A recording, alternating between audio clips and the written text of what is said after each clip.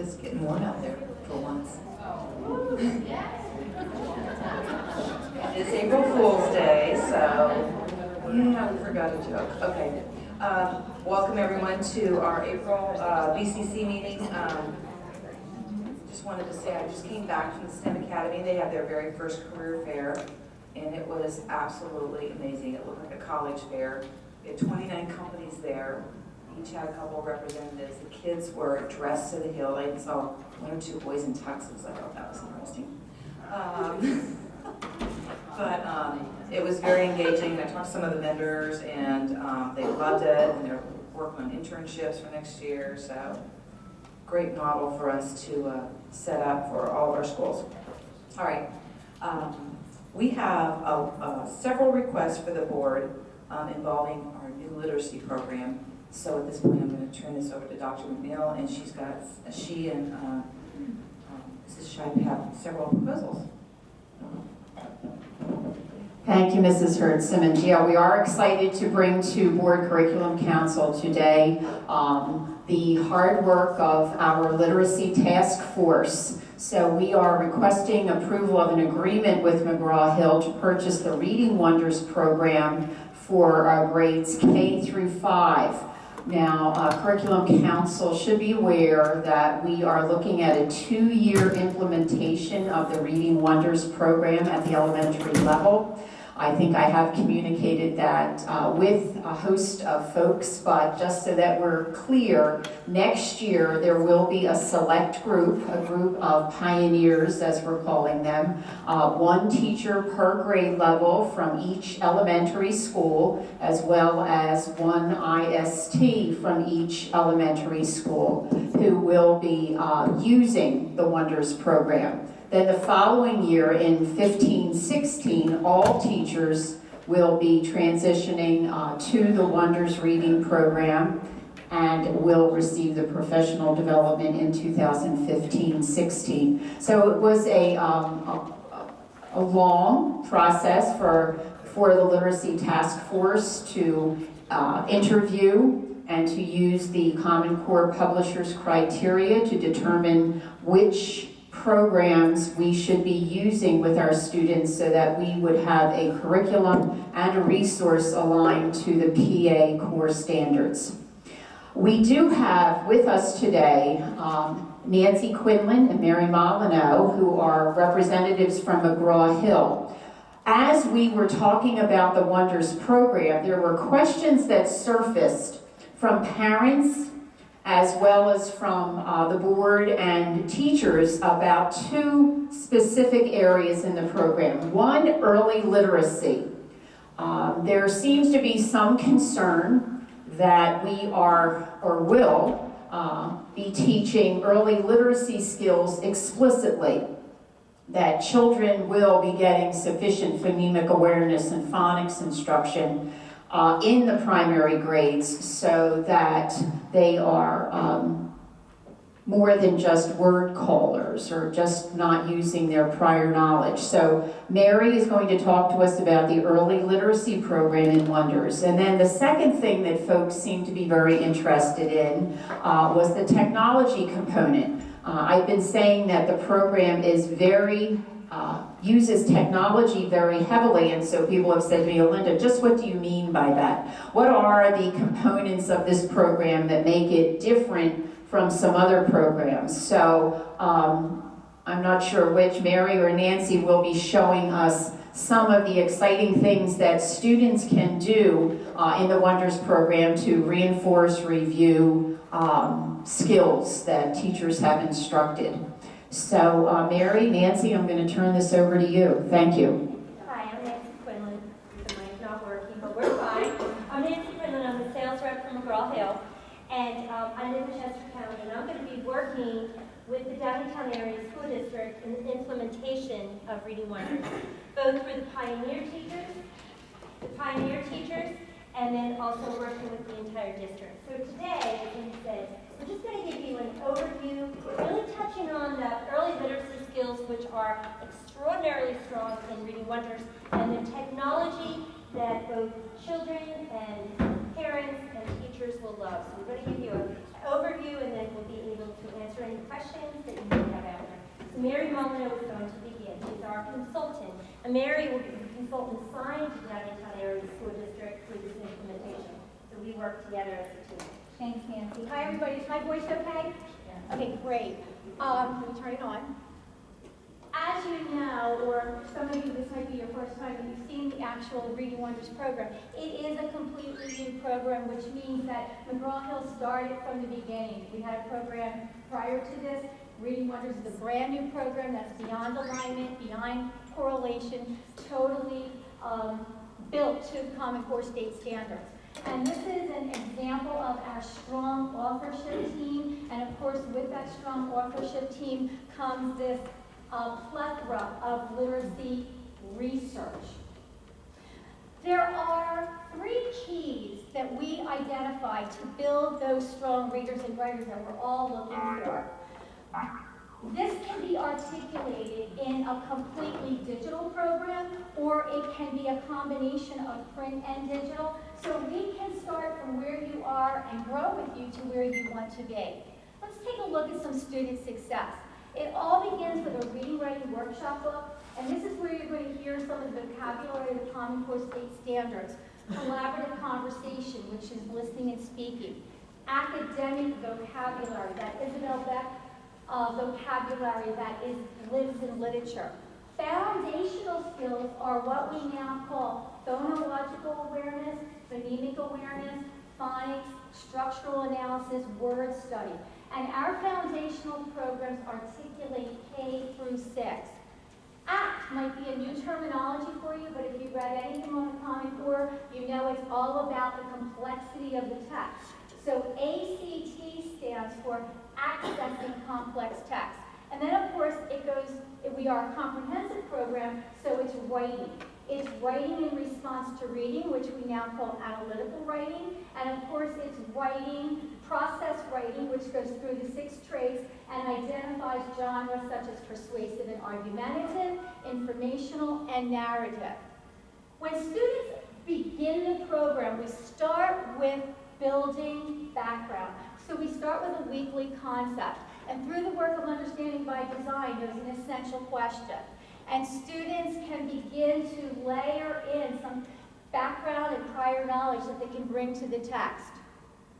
And afterwards, they can get involved in that collaborative conversation where they actually learn listening and speaking skills. The essential question is, the essential question would be a short vignette. Let me click it.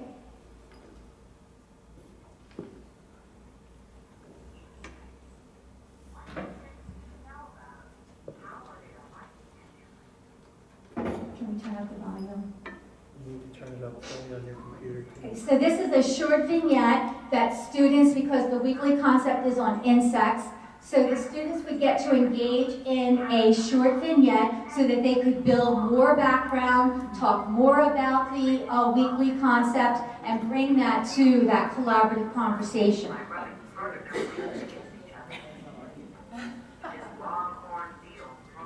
So you know all of the little children with insects are going to be like right there on the screen because this is just something they enjoy talking about and seeing.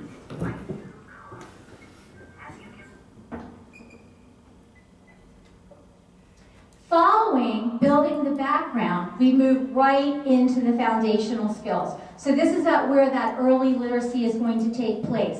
So we are moving into phonological awareness, phonemic awareness, and here you see a page that is talking about phonics and the short I sound. We start with individual pictures, and then we build down to the second bracket of words where they are going to be building that phonetic fluency. And coupled right with that are high-frequency words. Our academic vocabulary is introduced on our digital platform, and here students are going to be introduced to vocabulary that they find in literature. Makes it a unique animal.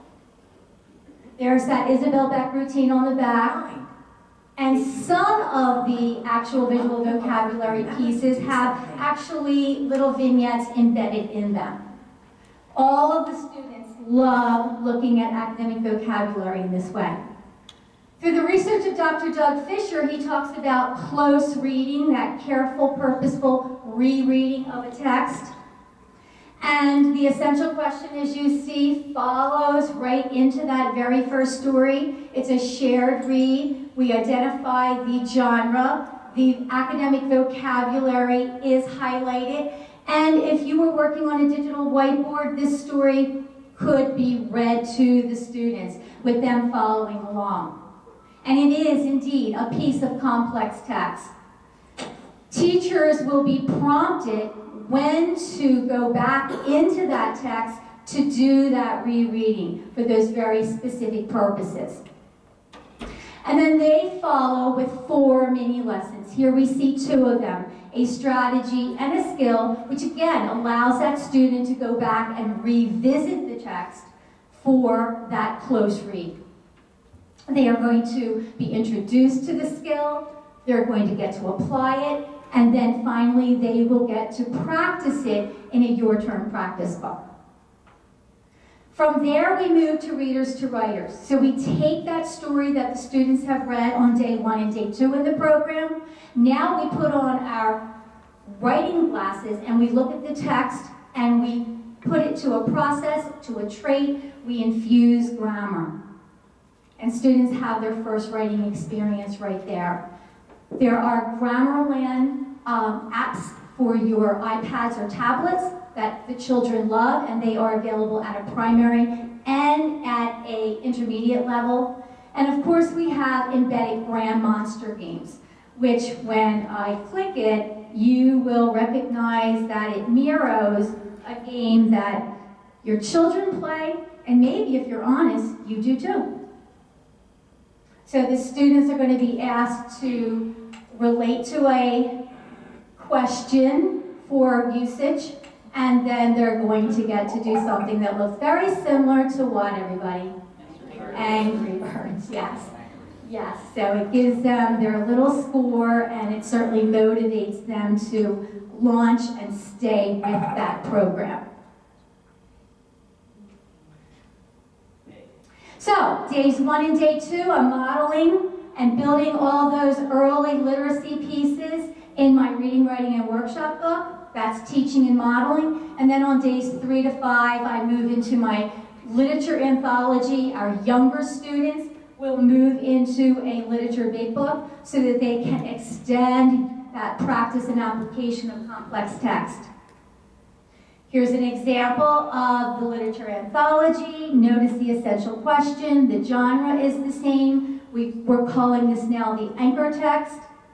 And this can be utilized from your digital dashboard. So this story would be able to be highlighted. You'd be able to take sticky notes on it and make all those responses to those text-dependent questions using close reading. Let's take a look at the instruction.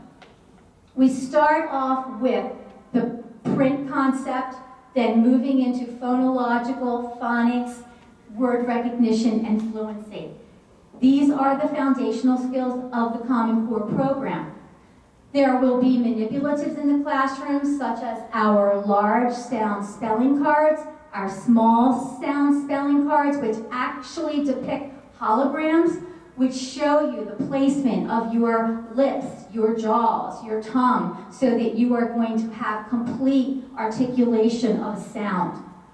In the Teacher's Edition, we will address phonemic awareness, phonics, building toward fluency.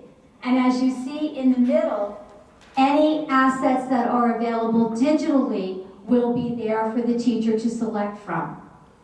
Spelling, which is the window into phonics, comes to us from the work of Dr. Donald Baer, and students will have not only one list to work from, but it will be based on the phonemic element, and there will be an on level, an approaching, and a beyond. And of course, the students will be engaged in Dr. Baer's specialty, which is word sorts, open sorts, closed sorts, pattern sorts. And this plethora of games that can be done for building those early learning literacy skills can be done in the classroom as well as at home. Who thought you'd see Elconian boxes in a digital format? Little birdies can create words by changing the beginning, the medial, or the ending sound. Great job. I can work with my phonological awareness with sorting, pictures that rhyme and excluding those that do not. Nice work. Run. I can work with further developing of my fluency with a particular short vowel sound. And then I can put it all together and use some phonemic elements as well as high frequency words and what I know about what a sentence is to build sentences. And even move into some prefixes and suffixes identification with my trusty little saw. I can simply take that and identify the prefix. Good job. All of these early literacy pieces are tied to a decodable book because we want those little young learners at kindergarten and first grade to feel the magic of reading. So with the application of high frequency words and a phonemic element, this decodable text can be 100% successful to that young child. And of course, all of this is going to be articulated clearly in a teacher's edition, talking about fluency not only of letter sounds, correspondences, but also of intonation and expression through the work of Dr. Jan Hasbrook.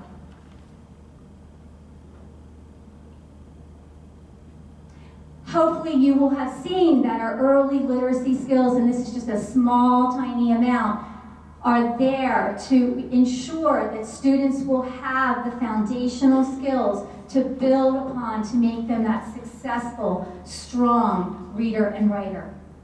Your term practice book provides additional pages of support, and they're completely editable. And what are the students doing when they're not working with the teacher? Well, we have 4 learning stations each week: reading, phonics, writing, and a content area. These are differentiated activities for your students. The front of the card is at the on level, and the back of the card shows an approaching and a beyond activity. We talked a lot about foundational skills and collaborative conversation and reading complex text, but we also have to spend some time with the reciprocal writing aspects of our program. Students will write to sources. Every unit will have a genre focus. It could be narrative or informational or persuasive. Each week, students will be identified with weekly skills. Each week, students will identify with weekly writing traits.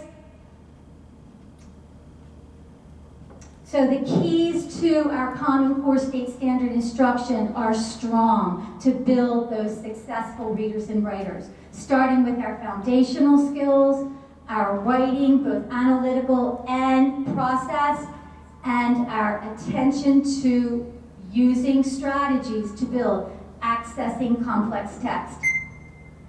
We know that not everybody in the class is on grade level, so we spend a lot of time working with differentiation. But differentiation also has to have a plan of acceleration. We want to stretch those students to another level. Leveled readers help us do this. This is an example of our fiction leveled readers. They come at 4 levels, approaching, on, beyond, and ELL. And of course, because it's a brand new program, they have the updated Common Core State Standard Lexile levels. The beauty of these leveled readers is that they are indeed a practice and application because they employ the same weekly concept, the same vocabulary, the same comprehension skill, and the same graphic organizer that students have used in days 1 and 2, 3, 4, and 5. We have additionally nonfiction readers, again, representing the 4 levels of differentiation. And you notice these all have the same title and the same cover because this builds equity of voice. So when students come back to a content book discussion, regardless of their level, they have something to share. And of course, at home and in school, we give full access to our digital readers database with over 7,000 books. So we can be quite confident to say there is a book for every child. Leveling up happens at the end of every unit, and this is where we take students from what they did in a week 3, and now in week 6, we stretch them. So our approaching and ELL students are going to stretch into an on-level text. The on-level student is going to stretch into a beyond text. And the beyond student, that gifted and talented student, is going to stretch into a classroom library or trade book. Tier 2 support. As you can see, our Tier 2 approaching readers, they need more work. And this is an example of more of the phonics and decoding, Tier 2 response to intervention strategies that are part of your core program. There is a complete e-assessment option with the program that allows you to use the test as it is built into the Wonders program, but also to customize it. Summative assessments take you to that response to intervention so that you know what is your next reteaching or reviewing options. And these come to us through our sister program called WonderWorks. Student success, Common Core State Standard instruction, and differentiation to accelerate definitely will build the strong readers and writers that you're looking for in Downingtown School District. And now I'd like to take you out to the website. I am logged in as a student so that you can see what other opportunities are there.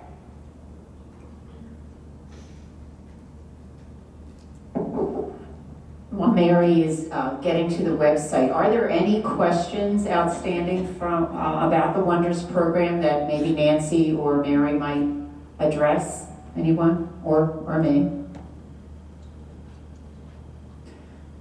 So implementation.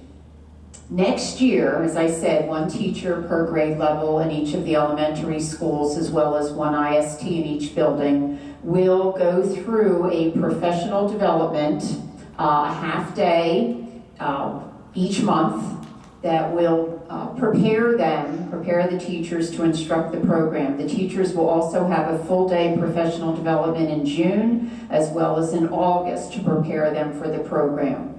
Some of the reasons for pioneering rather than full implementation, a couple of things. We are writing an ELA curriculum. And we want to make sure that everyone is on board with curriculum that drives instruction, and a resource is just that, a resource to implement curriculum and mastery of standards. So teachers, all teachers, regardless of whether they're pioneers or they will continue to use the Harcourt program, will have professional development in the ELA curriculum. Secondly, we wanted to be sure that we had sufficient time to offer the elementary teachers professional development in mathematics next year. So in order to do that, we had to stagger the implementation of the ELA curriculum and resource so that we will be using district time next year for additional math and focus and math curriculum, because we are in the midst of writing math curriculum for next year for implementation and professional development. Another thing for us to consider is the technology in this program. We want to be sure that the technology is able to be used in each building, and if there are things, and Ray would be better at the terminology of this than I, but bandwidth, right, Ray? Access points, computers, if we have sufficient capacity for the technology demands of the program. So with one teacher at each grade level in each building, we think we'll be able to do a good job of evaluating the capacity of the system. And then the other issue is professional development itself. Many teachers were very eager to implement the program next year. And we did have to say one teacher per grade level per building. And that really was so that we could roll the program out properly. Everyone who is implementing the program will get the professional development, so we won't have one teacher going back and sharing what he or she learned with grade partners. So we want to make sure that it's done properly, and then the pioneers can help us by giving us feedback next year as to the design of the professional development for the entire staff the following year. Professional development is huge, very important, and we have to make sure that the professional development meets our needs. We don't want canned programs, and Nancy and Mary have assured us that we won't get canned professional development, that it will be designed for us and with us. So we're excited about the collaboration with the pioneers throughout next year. Mary mentioned writing, and I do have to say that currently we're using the Being a Writer program. So the pioneers will be taking a look at being a writer and how it fits with the Wonders program, because you heard Mary say there is a writing component. Everything is great, but we only have so much time.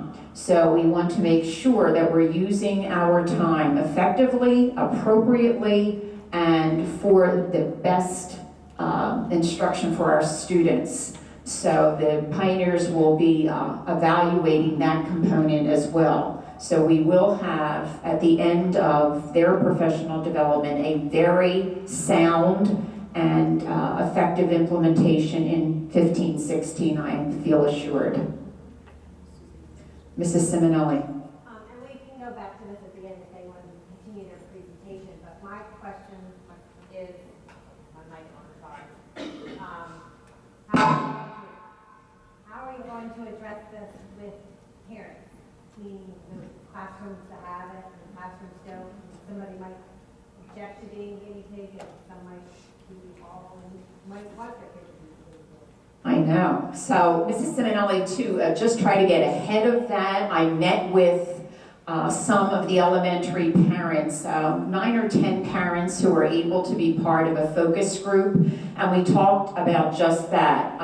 What kind of communication will parents need to have so that they will feel confident that their child, regardless of whether they're in a Wonders classroom or in a Harcourt classroom, that their child is getting a solid, rigorous education. The parents told me that what was important for parents to know were some key facts about curriculum.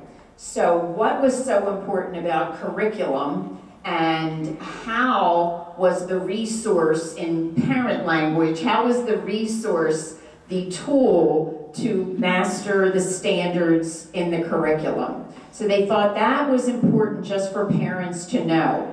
The parents that I spoke with didn't seem to think that parents would have a concern as long as communication was clear. They wanted communication in the spring and then in the fall via the building. They thought that communication should come from their building principal, maybe a letter that, that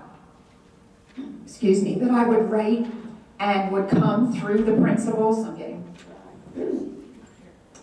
that's all right, I have water, thank you.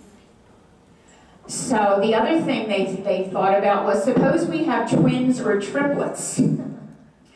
I never thought about that, but I think multiples are more commonplace today than they were when I was teaching. So I think that's something, the principals are going to have professional development in May. That's something probably we should talk about with multiple children, and whether parents should have choice. The issue with choice is that there seems to be an implication, if you ask parents, that one is better than the other. And we want to assure folks that what they're going to get next year will be sound. One thing that they brought up were common assessments. I think regardless of what we think as educators, grades are very important to parents.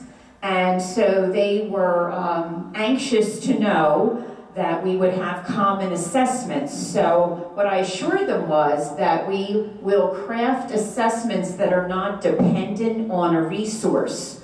So children will not be taking a test that is dependent on Harcourt or dependent on Wonders, but a test on skills that they should be mastering in that particular module or lesson. So I think from the feedback we got from parents, I feel confident that if we move forward and take their advice, I did share notes with principals, but we haven't had a chance to talk about the notes, that if we move forward with their suggestions, we should be in a good place.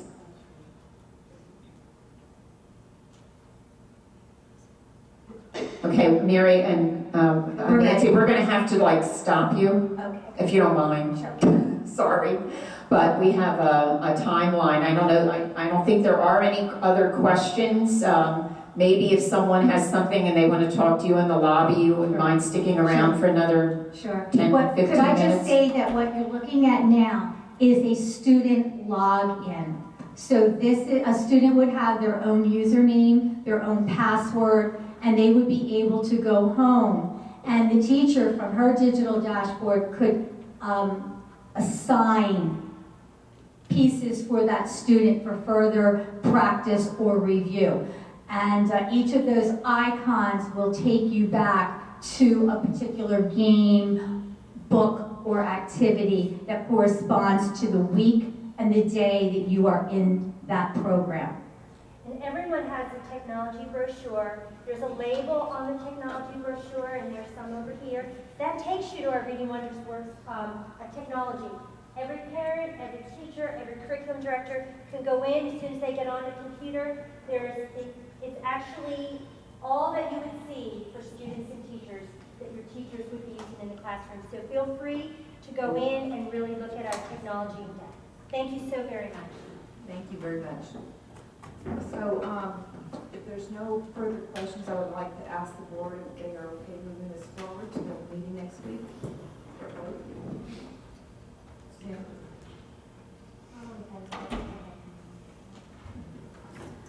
Good enough to move it forward? Thank you. So, I'm going, Dr. McNeil here. Thank you, Mrs. Hurd Simmons. So Ms. Shipe and I will talk to you about the two requests for the secondary level. The first request is for the collections literature program for grades 6 through 9. Now collections is an anthology program, and we're excited that the middle level transitioning into ninth grade teachers also found value in the program, so students will have this program moving into the high school as well. And I'll let Ms. Shipe talk a little bit about that program, as well as the permabound books that we're looking to have the board approve for the high school level. Alana? Thank you.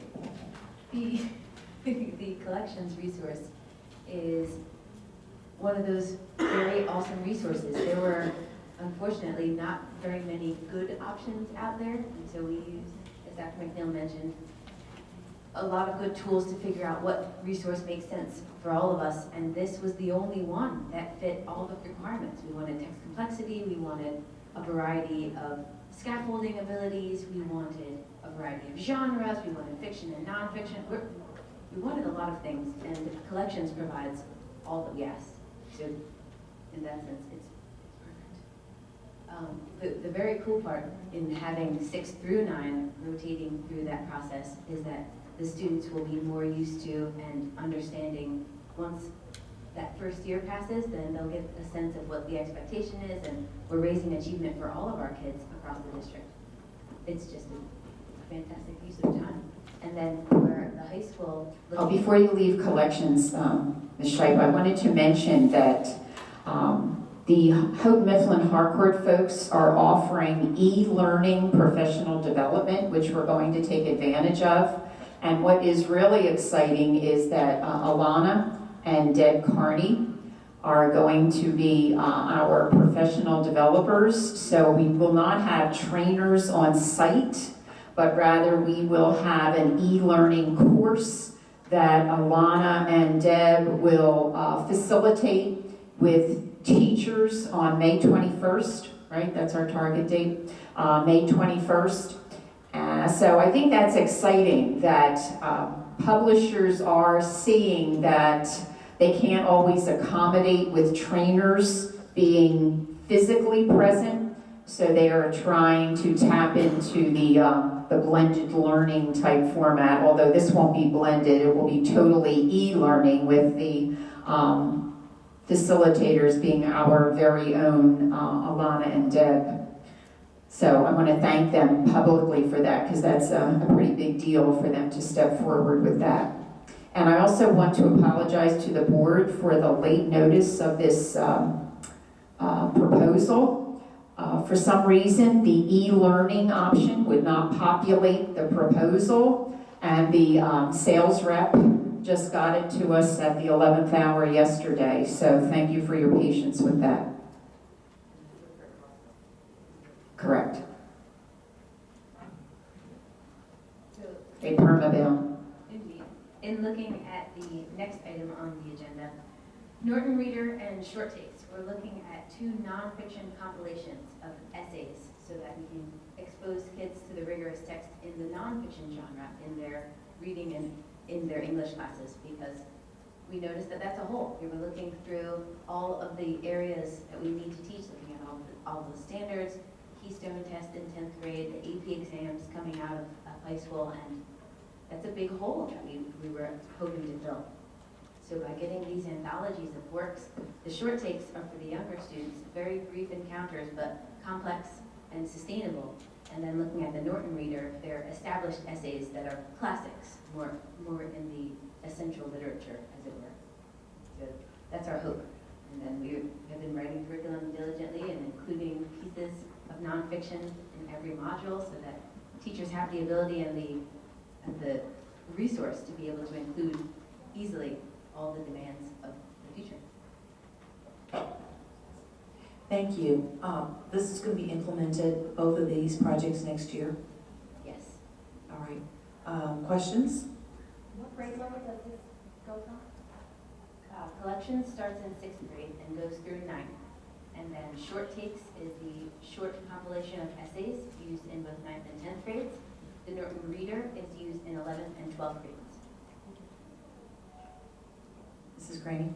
It looks like there's a 6-year licensing that's part of the original cost, correct? That's correct. Is that? And then there would only be an annual cost for workbooks at the elementary level, is that right? Correct. No consumables at the secondary level. And the consumable cost at the elementary level, that's another item for us to take a look at as a pioneer group, because the practice book is available online, but we'd like the teachers to take a look at that to see if it is appropriate for them to just download a page or two, or whether they do need an entire practice book. One small addition, there is a consumable for the 6 to 9 with collections, but it's included in the price. All 6 years are already negotiated. Thank you, Ms. Shea. The technology will be a recurring cost after 6 years. So in the 21-22 school year, there will be, if we decide that we're staying with collections or wonders, then that cost for that technology component will need to be considered. Yes, Mrs. Simonelli. And just to clarify, I wasn't paying attention to you, and I apologize.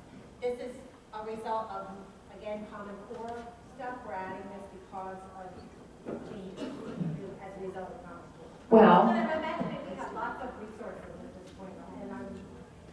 trying to understand, what we have, and are we ditching completely what we have, or, this is a lot of money, and obviously we need it, but I want to just make sure I understand why.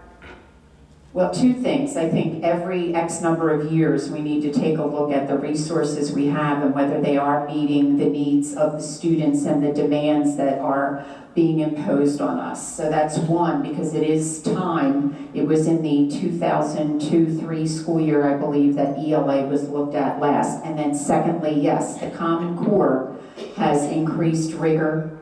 Nonfiction, you heard Alana talk about nonfiction text. The balance of those types of text in the materials that we have is not the balance the Common Core is looking for, as well as the rigor, complexity. Some of the teachers who took a look at the texts they're using now versus the text they will be using said, oh, this text is more difficult than what we've been using. So it's the increased rigor. It is the standards, the close reading. Some teachers are saying, yeah, I use close reading, but what does that mean and what does it look like? That's a demand of the Common Core. But unlike the elementary program, this is going in for everybody starting next year. That's correct. 6 through 12 will be implemented in 14-15.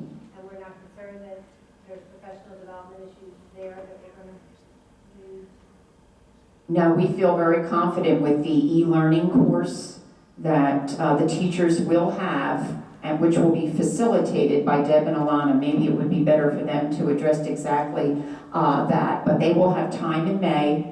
We have time in the August dates, and then they also will have time as an ELA department to meet on some of the early dismissal times and on teach team times.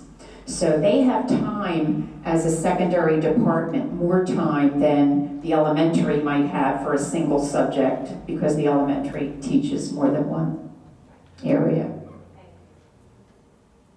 Thank you, Mrs. Simonelli. Are there any other questions? All right, to the board, the Harcourt, we want to move that forward? Well, we didn't. Oh, you mean the collection? Yeah, the collections literature program at Harcourt. We're good with that? Moving that forward? All right, thank you. And then the Norton reading and the short takes, are we good to move that forward? All right, thank you. All right, and then our next proposal is a request to add the aides that we currently have in 9 of our schools, or 15 hours of before or after school support provided by our teachers for math instruction for next school year, not to exceed the amount that's listed there, the $200,015.73. So, are there any questions or comments from the board first about this particular initiative for next year? All right, hearing none, are there any comments or questions from the teaching staff? Mrs. Simonelli? I'm fine to move it ahead. My only question is, we still need to evaluate whether this is really effective or not. I think the principals are anxious to do that, Mrs. Simonelli. They were just looking for a little more time, maybe till the end of the school year, since most of the aides and principals, you please correct me if I'm speaking inaccurately, but most of the principals did not start the implementation until sometime in January. And I believe now they are collecting data similarly, so that it'll be a consistent sharing of data that's being collected. But maybe we can look for something in, I don't know what would be appropriate, principals, maybe August, with that, so that you could have the data through June and then share something at the BCC in August. That might be reasonable, I think, with 4 or 5 months. So I think you would all like to speak to us? Yes. Good afternoon. In January of this past school year, each elementary had the opportunity to provide additional support through the use of math aides or after-school math teacher hours.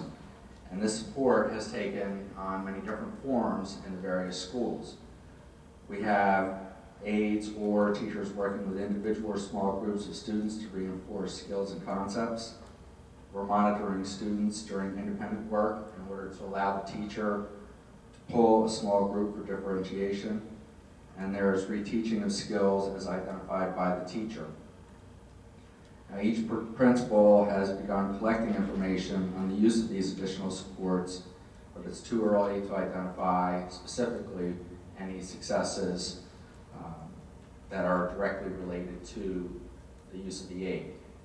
Some of that, and Suzanne Simonelli raised the question for evaluating that.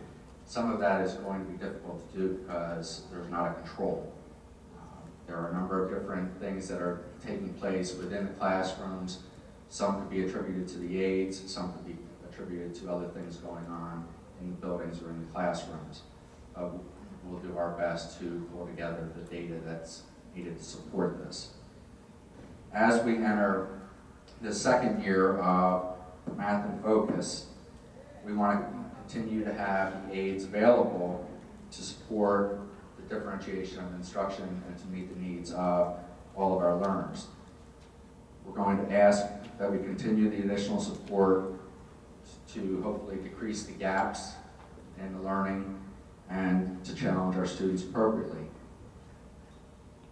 The one piece for us in looking at this now is that given approval, we can build our schedules to better utilize those aids as opposed to in January where we may have had the groupings already created where it made it difficult to fully utilize the aid support. So the feedback that we've gotten so far from teachers, from parents, has all been positive, and this is something that we would like to continue into the second year to make sure that we are assisting our kids as we continue this transition process. Thank you.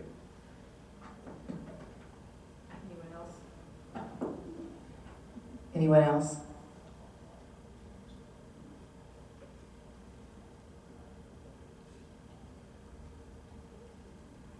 Thank you. Are there any other questions? Mrs. Simonelli? Sorry, Maureen. My only other question is, I know that we made some adjustments to the actual implementation of the program this year in order to accommodate the challenges of the rollout. How is that being addressed next year? Are we going to go back to keeping the schedule that's prescribed by the program, or are we still going to have adjustments? Well, I believe the plan is to look at that implementation to start to bring it back to fidelity of implementation. There are a number of different factors that have influenced that throughout this year, including the fact that the PSSAs remain the same as they were in the past. With the changing in the PSSAs, we can look at the pacing guide, we can look at the fidelity of implementation, and really getting our kids to move towards that higher level problem solving.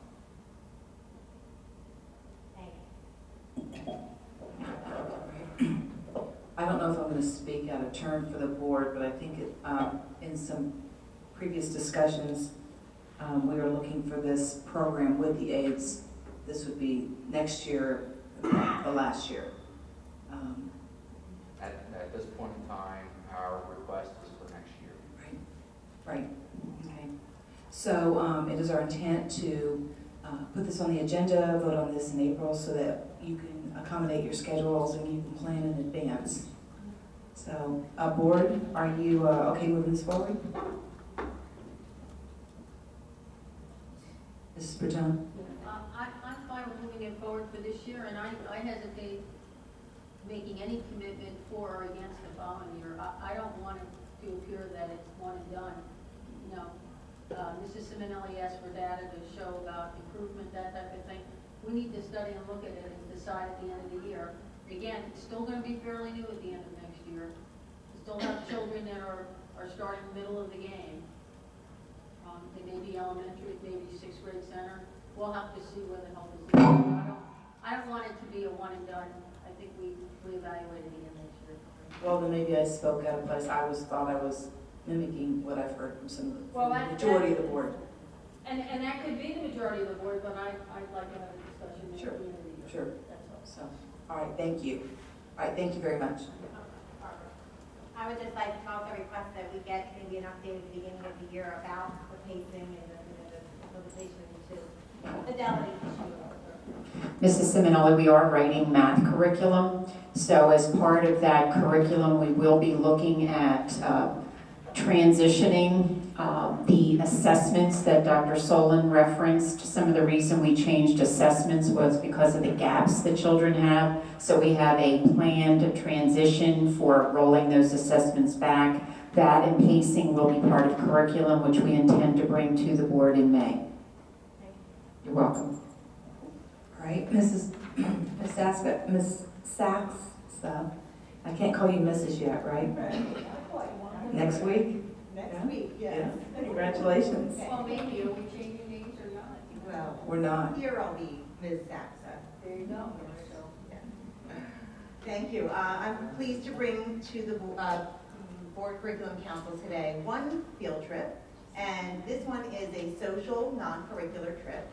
And as I was explaining to some others, this is the beauty of middle school. We often have students who are enthusiastic about a variety of things, and they'll go to their teacher and say, can we start a club?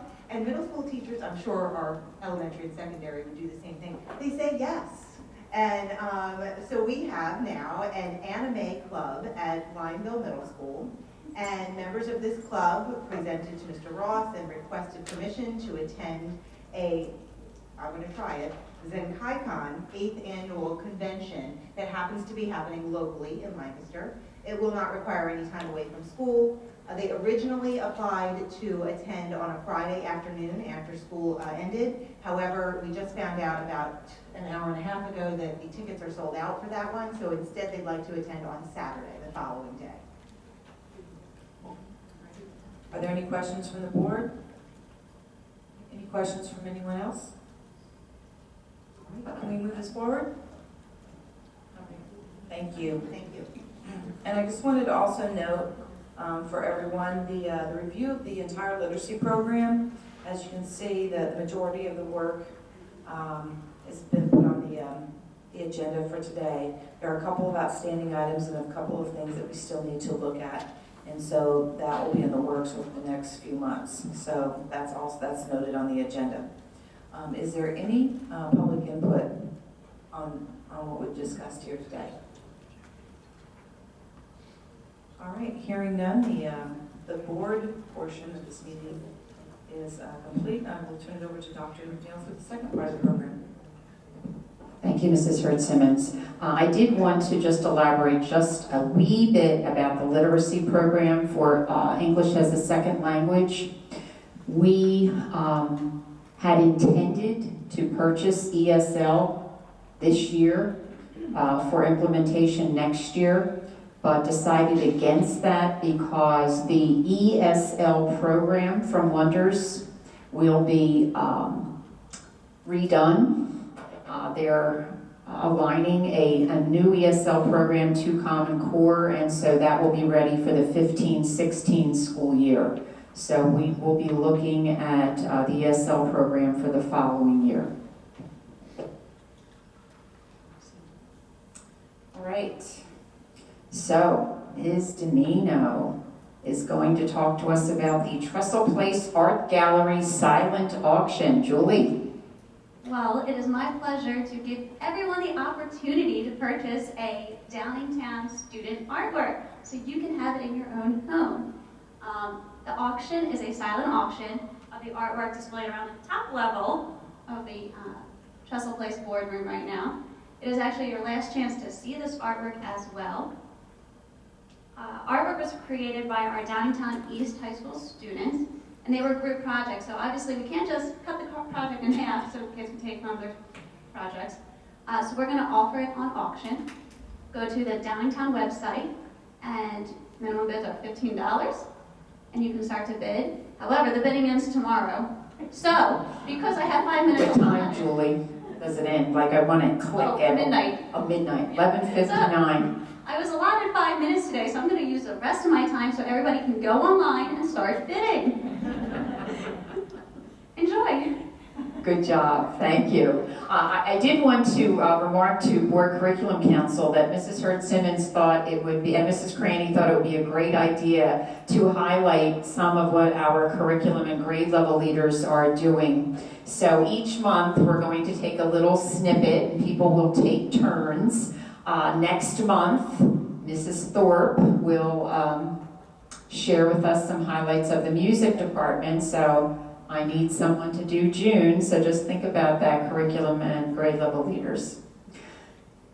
Thank you, Julie. I hope everybody's on the website, yes. Yeah, is that for everybody or just for Anybody can bid in from the whole community. the whole community? I'm on it Should right we now. like the DA It's on the and Ed Foundation. downtown page? It's on the homepage of our website. It's under announcements.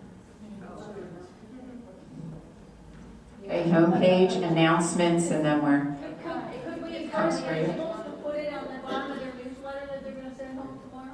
principal tomorrow. Well, they have till midnight, I'm just trying to get the word out there and get more people to know. What's today, Tuesday? A lot of the principals send things home on Wednesday. It's not, I was thinking it was the end of the week, people's I know, an email blast from somebody. But then parents tell me that creates a sense of urgency, so I don't know, email blast.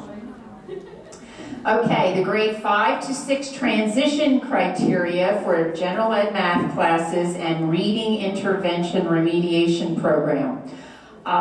Whenever we have criteria for placement, it's very important that that criteria be transparent and public.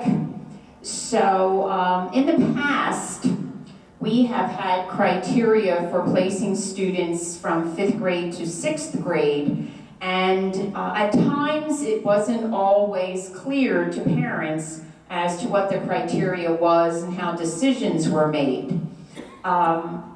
When I met with the parents at the elementary level about the reading program, they mentioned a concern about their students, because a few of them were 5th grade parents, a concern about their students going to 6th grade and grades being a component of the placement, because their thinking was that grades oftentimes vary from teacher to teacher or from building to building, and especially this year when their children had struggled. So a group of us, that would be Mr. Mulvey, Mr. Gearing, Dr. Leib, Mrs. Byrne, Dr. Reed, and Mrs. Yenser and I got together to talk about what appropriate criteria we might use to ensure as closely as possible. Of course, nothing is perfect, but to give children really a good chance of being in the highest level that they could possibly be, because our stance is that more children should be in the higher of 2 levels if there are level programs. So Mr. Mulvey and Mrs. Byrne and Mr. Gearing and Dr. Leib will add to that. All right, so the first thing we did,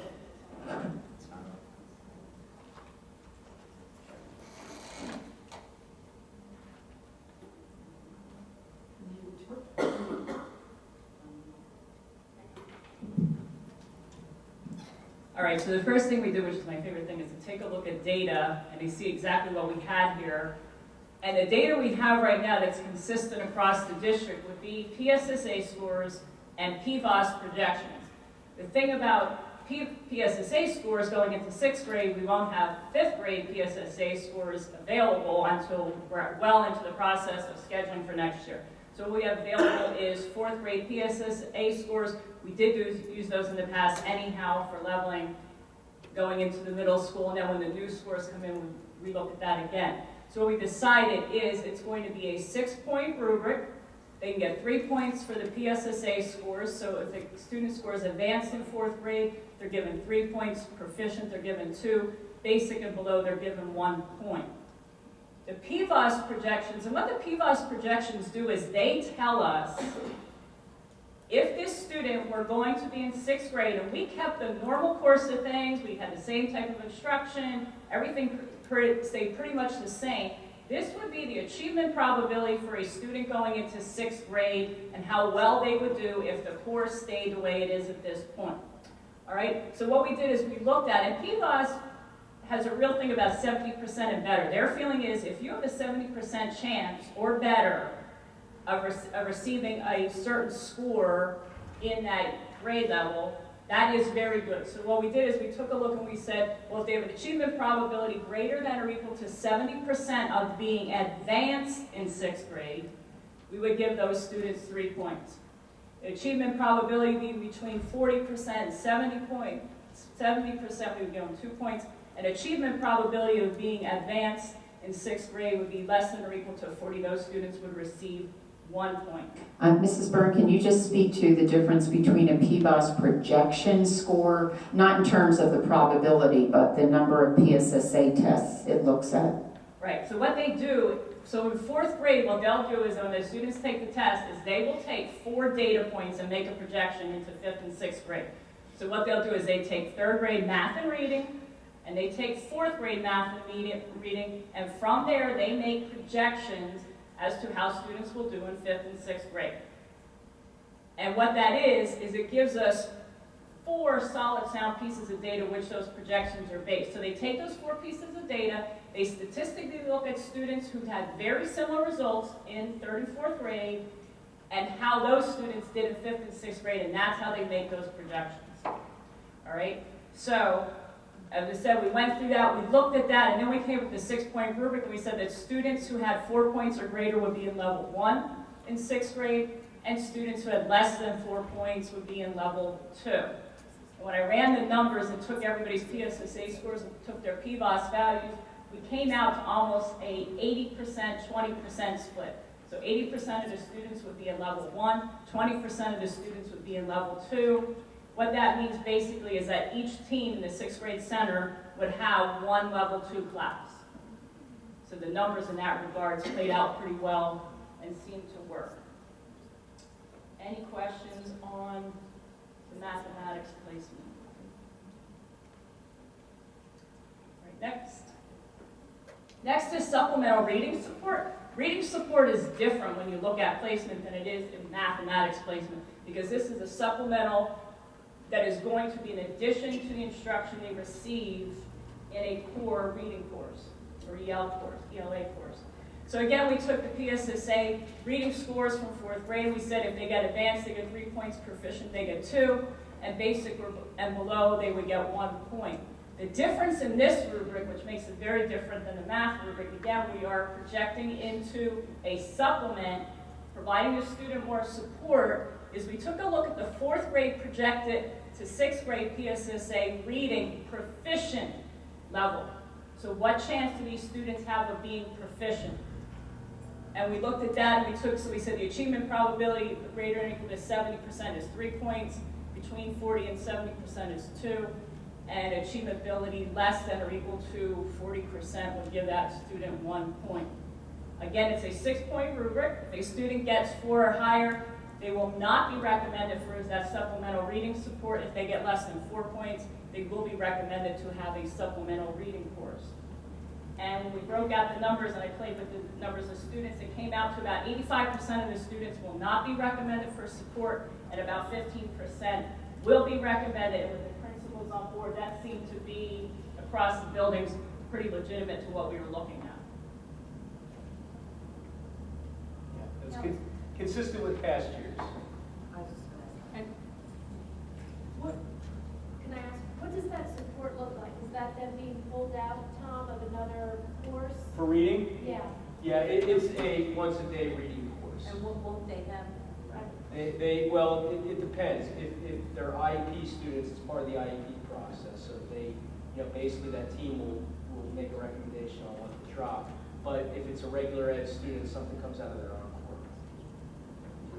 Yeah. And that's nothing different than that, right? That's what it is. But if it's every day, is art meeting every day? And I mean, do they lose their whole encore block, or? Yeah, how they is would that? lose an encore block. So they would lose, like, Yeah. art, music, and? Correct, or art could be world language and wellness on the other block. It's a tough, it's something obviously that's not taken lightly, and that's actually, Linda and I were talking about that, because it is such a big impact on their scheduling, that we're discussing about how communication should happen around that. I don't think I want to jump the gun on that. No, I was just curious. Yeah, but it's a big deal. It's a big deal, but it's what they need. Mrs. Simonelli, I'm sorry. Is it gonna continue to be that they could test out of it at the end of the quarter? Like, I know my daughter did a reading program in 6th grade, but she only had to do it for the first quarter, and then her encore was replaced when she finished her third. Absolutely, and what a motivator that is to work to perfection.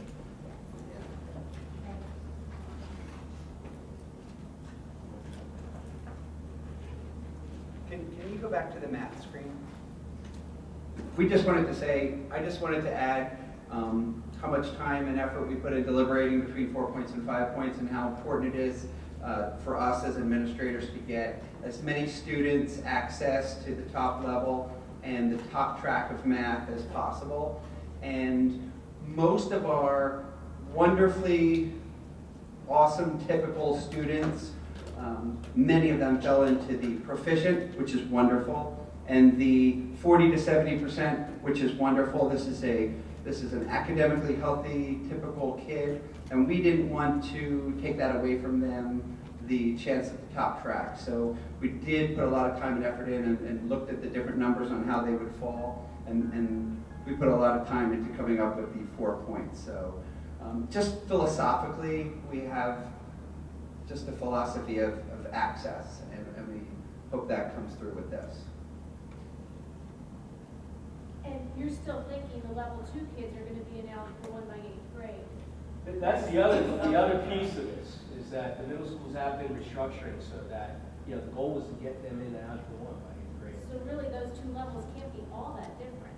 They are really. They can't be, Mrs. Cranny, but remember that we will be looking at if the child isn't in a traditional Algebra 1 course in 8th grade, they may be in an Algebra 1A in 8th grade and an Algebra 1B in 9th grade.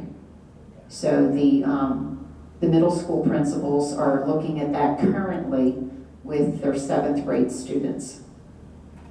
So, and I don't certainly want to speculate for Tom, but what that could look like with very similar curriculums is smaller class size, more support, specifically hand-picked teachers. But you're right, they could look very similar to what both classes are learning. Plus, once they get to 7th grade, they're still having the Math X, right? That's not going away? So they need to- That's 6th grade as well. 6th grade as well. We have that in 6th grade as well. Okay. And I just want to say, we at the elementary level will communicate this to the parents. I think it's easier to do it before they leave elementary than until they get to Tom and he doesn't know all of them. And also, if there's a discrepancy, if we feel a child is capable of more than their PSSA prediction is, and we give them an extra point to bump them up, we will explain that in the letter. But we will always err on advancing the student. We'll never penalize the student. Mrs. Bertoni. Well, 2 questions. If you err on advancing the student and the student really is still struggling, will you consider moving them back? Because I know that's been we're not moving kids back. Just a question. For math, it was geared towards opportunity. So any kind of movement was geared towards opportunity, which But means moving them up. Right, so, but I mean, if a child is really struggling, will you consider, and they were on the hook Yeah, I on mean, an individual basis? I'm not suggesting mass numbers, but I get very nervous when you say, let's talk about that for a second, because one of the things that we didn't talk about was when PSSA scores roll in, in the summertime of 5th grade. The thought is obviously that I want to make some happy phone calls and say, hey, you know what, your kid scored proficient, and I think he can do, level 1. But what happens when a kid bombs, And I think what has to happen there is a conversation with the principal. okay, so long as Right? there's that. Because it may be what they need to go to a level, them to be right? successful. And there's also the Math X, and that's obviously built around kids like that. So that's the other But thought they of that. wouldn't be in level 1 and in Math X, would they? No, Right, that's my point. If they need the added support, I want to make sure they're still eligible. correct. Okay. Okay, and then are we still offering Algebra 1 in 7th grade for those? Guys, Algebra 1, 7th grade, yes? We're continuing to offer Algebra 1 in 7th grade? Yes. Sorry, I apologize. See, you don't hear my voice. The other part of communication actually could start this Thursday. We have our first of our 5th grade parent evenings, and it's going to be at Downingtown West for a number of the elementary school 5th grade parents this Thursday. I guess my question to the board members here, does this have to be voted on, or is this something that I could basically bring out? I can bring this out. This is, okay. All right, Dr. McNeil shaking her head. Okay. This is program information. All right, so we're going to start, our information process, just so everybody knows, in case you get phone calls, this Thursday. Okay, which school will you be? I have to take a look, and I'll get back to you. This Thursday night it starts. Thanks. Thank you very much. We have 2 of our grade level leaders, Linda Grigsby, grade level leader for grade 4, and Audrey Blust, grade level leader for grade 5. I know that Curriculum Council had been interested in hearing about the math implementation at the elementary level from the grade level leaders. The primary grades and grade 3, so K1, 2, and 3, will meet in April with their folks. So that's how we made the decision to report half the group today and the other half in May. So 4 and 5 will report today, and I'm not sure which one of you wants to go first. Audrey? Okay, thank you.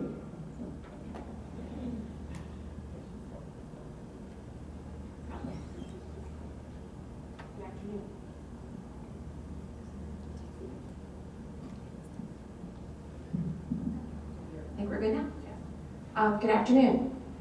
I sent out a message to my fellow 5th grade teachers late last week, and in the midst of PSSA testing, I did not... Great timing, Audrey. Right, I did not necessarily hear back from everyone. I did hear from about 4 schools, and so what I have reported here are actual quotes. I felt it was better that you actually saw what they had to say rather than me summarizing and synthesize.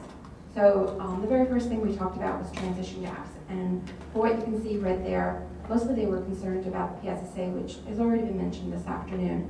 This year it's still the old PSSAs, next year it will cover the new Common Core PSSAs. But of course our Math in Focus book is focused on the Common Core. So we really did a lot of searching and finding materials within the Math in Focus program, trying to also continue with the program as well as fill in the gaps that were created because of having a different resource. As you can see, people were pretty honest. They said it was tough. It was a short amount of time to cover it. The principals were really wonderful. Different buildings did different things as far as taking time and carving and creating time to make this happen. So the teachers did a fantastic job in 5th grade, trying to really honor that. If you'd move down to Math Aids, Marianne, please. They also talked about Math Aids, but you will notice the very last comment. We've heard this before. It's not every class has a Math Aid, but the ones that did have Math Aids felt that they were invaluable. Again, they did an amazing job of trying to, touch base with them about what was going to be taught, so they had some idea. There were small groups. They really, the people who had them really felt that they made a difference based upon the information that we got back here. Differentiation. Again, they said that differentiation was very helpful, having the Math Aids present to make that happen. Grouping. These are again common straight from the teachers. It still has its difficulties. There's still a lot of kids at many different levels. It could simply be because of the gaps within the program. It could be just that, we all know that some children still have math areas that cause them issues. So we're still working towards that. I think the teachers are also feeling more comfortable with the program. As far as the success of the PD program, They talked about the disconnect that happened during the year. Virginia was the person who gave us our most recent PD session. They felt that the most valuable PD session was the last one because we had a chance to really collaborate with ourselves and plan out, and the collaboration was wonderful. And I highlighted the last comment because I thought that person was incredibly positive and really said, you know, we're getting there. It's taking us some time, but we're getting there. And then the last thing that wasn't asked, but I did hear back from a few buildings, and that was they were thinking that maybe 5th grade might be departmentalized as a possibility to handle the way math is taught, because by 5th grade there is so much content. Even developing the great questions and strategies, teachers still need to know what math is behind those questions. And so that was one other comment that was brought to our attention. Any questions about 5th grade and the implementation? Mrs. Greeny. I have a question, but I don't think it's for you, Audrey. Next year's PD for math, does that include any teacher collaboration time? So the grade level leaders and I have been talking about what that's going to look like. In fact, we're meeting next week to discuss it further and really solidify it. What they're looking at is similar to what they had the last professional development time, and that is that the teachers collaborate around a planning of a chapter with the Math in Focus trainer acting as a resource, a consultant, so to speak. You know, what's the technology? How might teachers handle this particular concept? What would you suggest for this lesson? That rhythm seemed to work really well in, was it the last two or just the last one? The last full day professional development that they had, where they had time to collaborate and do those kinds of things. We're also looking at, maybe it looks like one or more of the grade level leaders needs to be in on the phone conference that we have with the trainer, so that the trainers can hear from the teachers exactly what they want.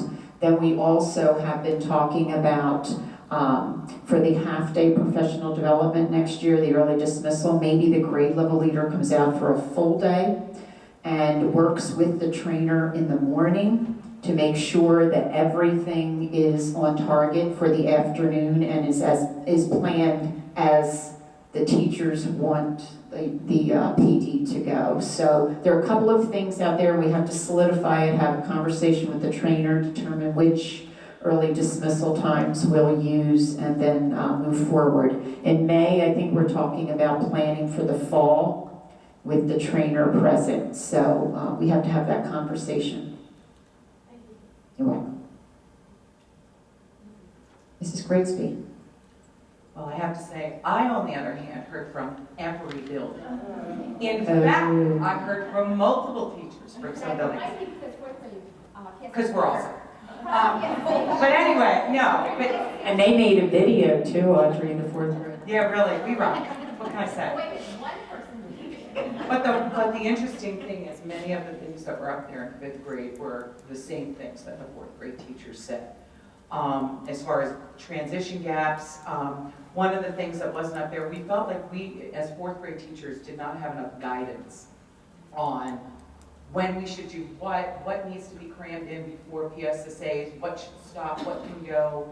We didn't feel like we had the guidance that we need there. Many teachers handled it differently. Some teachers stopped earlier, some teachers stopped later. It was just kind of a free-for-all.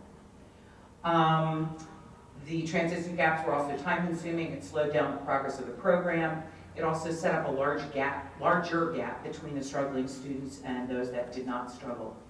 It was wonderful that we were able to access all of 3rd grade materials. That was unbelievably important that we had that, especially in things like fractions and geometry, where they didn't even get them in 3rd grade. So if we skipped them in 4th grade, they wouldn't have them at all. So we were able to use those transition units. So we managed them, but it was difficult.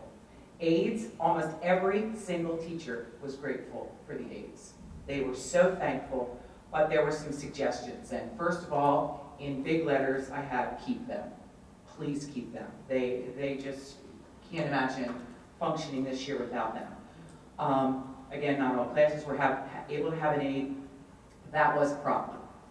It was not helpful to have them for 15, 20 minutes a day. And some classes only got them a few days per week, or 15 to 20 minutes, is what I got from teachers. It would be much more beneficial to the students to have them an entire math period.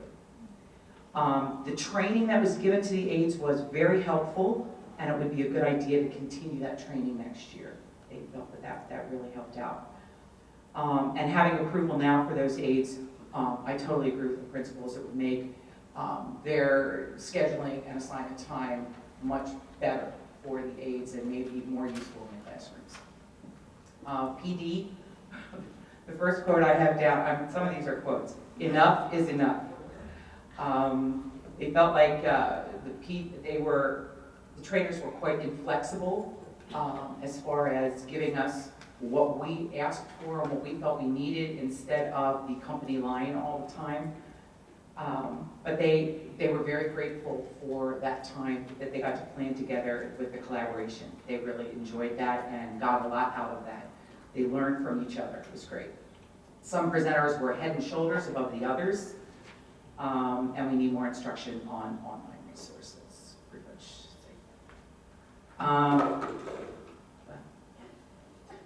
Differentiation. Some of the quotes were extremely difficult to handle. One person said it was the hardest and most frustrating part of teaching math this year. Somebody else said the higher ability students were left out in the boring cold many times because of the amount of time the struggling students required. The aides were helpful here, but it was difficult managing the time when they were only here for a limited amount of minutes. And for grouping, that's where I got the most. Every teacher that responded, except for 2, believed that a return to some kind of homogeneous grouping would be the best thing for the students, whether it's struggling students to high ability. Some of the quotes were the math instruction is too slow for the high kids and they're feeling bored. The lower students are getting the attention and the higher students are being neglected. We need to assure that all students are learning at a pace which they can be successful. Grouping would be better to meet student needs. The ability gap is huge, especially in the upper grades. Without the years of background knowledge, they need to be successful in this program. It would be done in 6th grade. We feel like it could be done in 4th grade as well. One teacher did like the heterogeneous grouping and felt that the program worked well that way. I told that person I would say that. And the other teacher that liked it said they wanted to keep the heterogeneous groups because our evaluation is now attached to the performance of the students. It would best serve the students if either the teachers, grade levels, or buildings would have the flexibility to work within some kind of grouping boundaries dependent on the demographics/needs of their building. And we feel that the aides would be able to be much better utilized in a grouping situation. There you go. Thank you, Mrs. Grigsby. So, Mrs. Grigsby and Mrs. Bluss both mentioned suggestions for addressing the range of needs that teachers are talking about in the math classroom.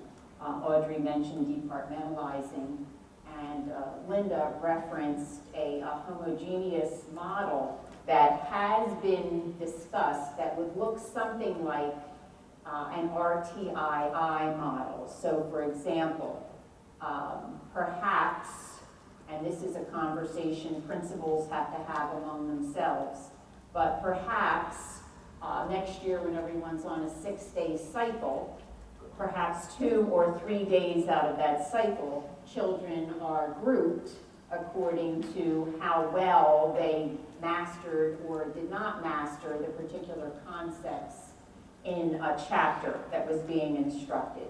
So it's not leveling per se, but it's about meeting the range of needs in a homogeneous group that is dependent upon a particular concept or content standard in mathematics. So everyone, when I say everyone, teachers, administrators, board members, were all interested in making sure that students' needs are being met. I think we all ponder and have a concern about a child being labeled as a poor math student, as a, I don't know what the label would be, but someone who just can't do math when they're in 3rd grade. So we have to think about that implication in whichever way we move. We do have a time set aside, I think the next couple of weeks, I'm not sure exactly when, for Dr. Zerd, her team, and the principals, and Mrs. Byrne and I to sit down and talk about what is happening with math instruction at the elementary level. So I'm sure that before this school year is over, hopefully, if not May, then in June, we will have something to come back to BCC with that might be a plan for the new school year. I did want to thank Mrs. Byrne for her efforts in training the aides. Kelly went to every building, and I think some folks came here, but if they couldn't come here, she went to the school and trained the aides. So Kelly told me that the aides were thrilled that now they understood what was happening in classrooms, and I think that was a big help for teachers. So Teachers they said that was very obvious after the training, that Right. they were much more helpful, actually, and they felt more confident that they could take on things themselves without waiting for the teachers to direct them to do things. excellent, excellent. So it is all about knowing, understanding, and being a support for the teacher. So thank you. Thank you, Audrey. Thank you, Linda. Next month, we look forward to Stacy, Nancy, Bobby, and Danielle reporting. Thank you. Now, Dr. McClure, we have our gifted education update. Good afternoon, everybody. Thank you for allowing me this opportunity. I have a broad overview about some of the changes that are coming within gifted education. There have been some new legislation as well as different ideas about how to deliver gifted education. So hopefully you'll get an understanding about where we'd like to push gifted education, where we'd like to see it going as we move across maybe a 3 to 5 year period of time. This isn't something that you can do quickly. It needs to be a collaborative effort across all areas.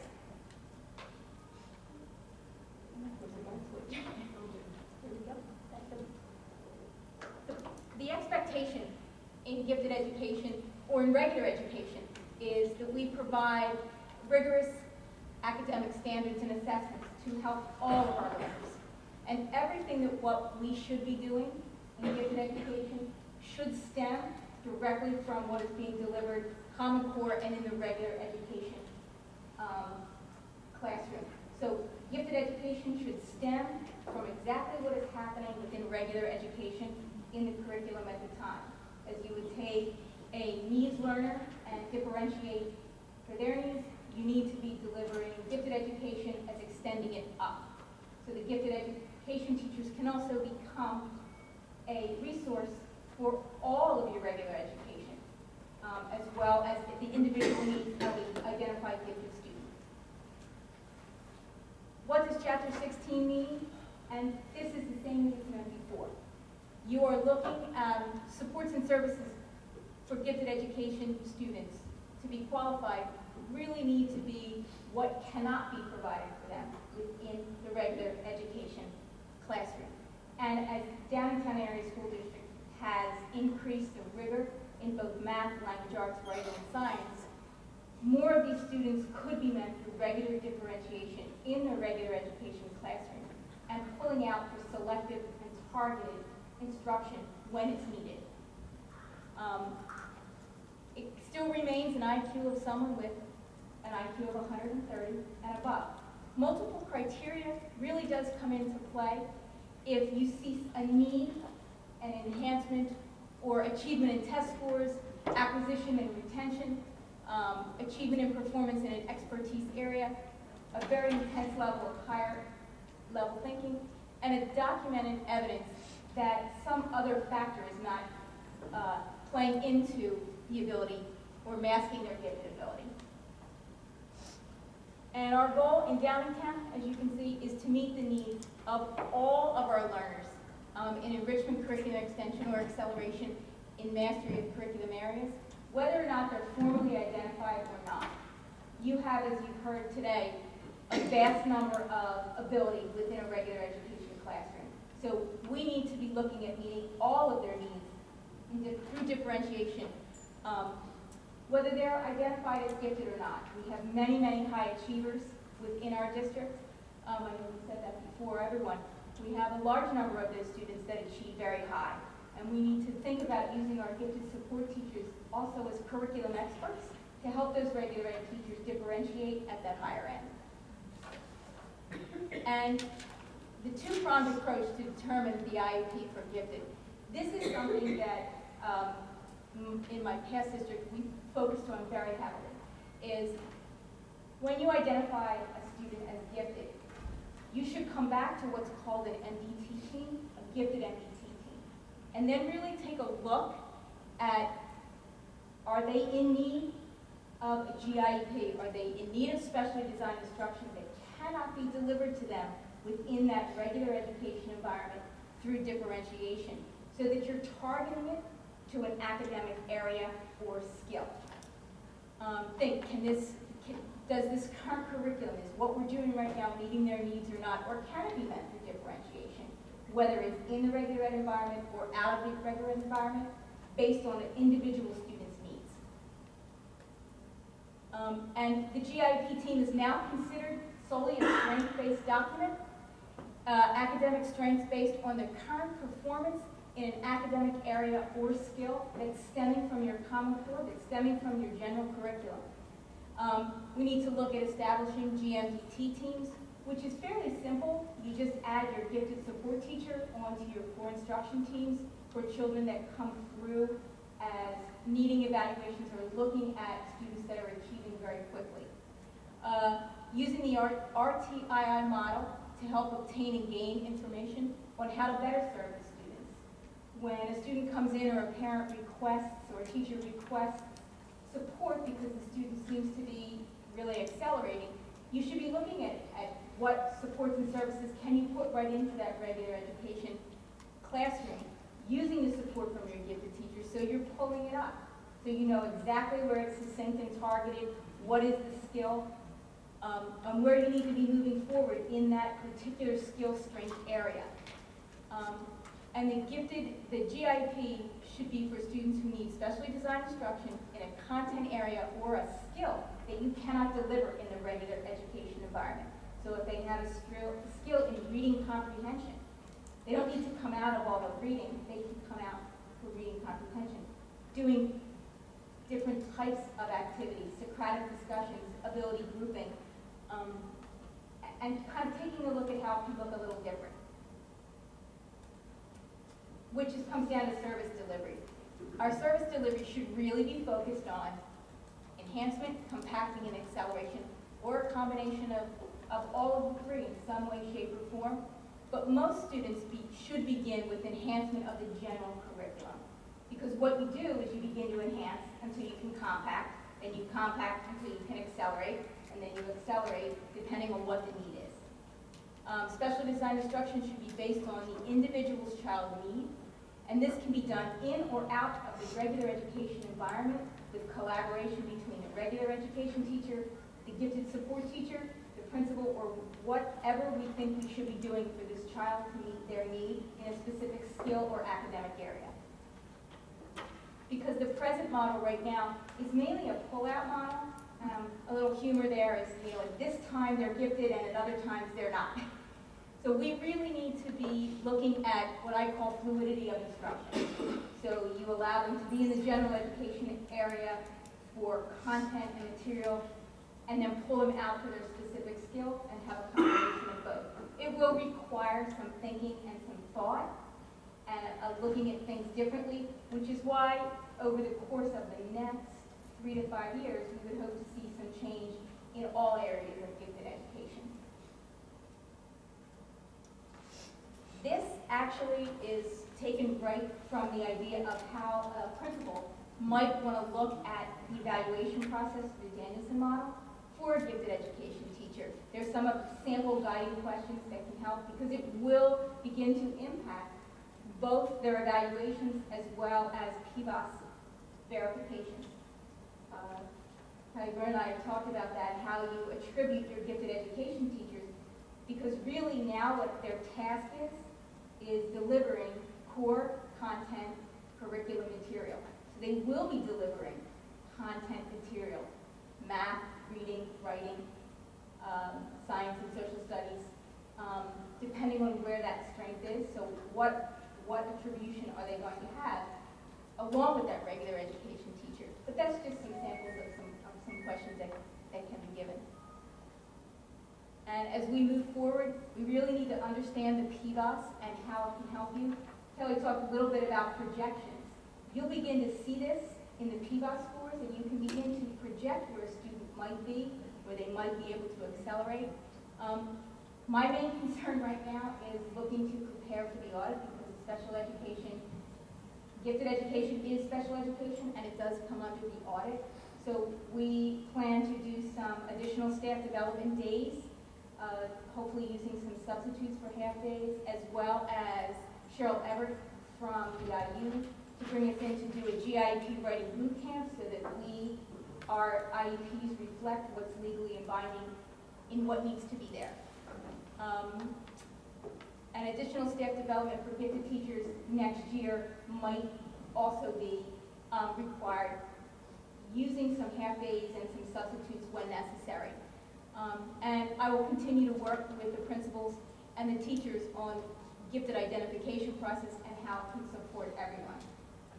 It's going to require a lot of individual meetings because it may look different in different buildings based on what the need and the culture of that building is. You may have to do it a little bit different. It may not be an exact cookie cutter program that you can deliver in all of your buildings exactly the same way because it's going to be based on individual child needs. So you look at cluster grouping and flexible grouping across all environments. And our gifted teachers, they do work tirelessly with our children. This is their life. This is what they have worked on for many, many years. I am asking them to look at things a little differently and to be able to target that academic strength. And as we move forward, it probably will require a little bit of an internal program review so that we can continue to have discussions, reaching out to other districts, looking at how other districts may be doing it. This is not just a Downingtown issue. All of these things are affecting all of the public education gifted programs, looking about how they all work together.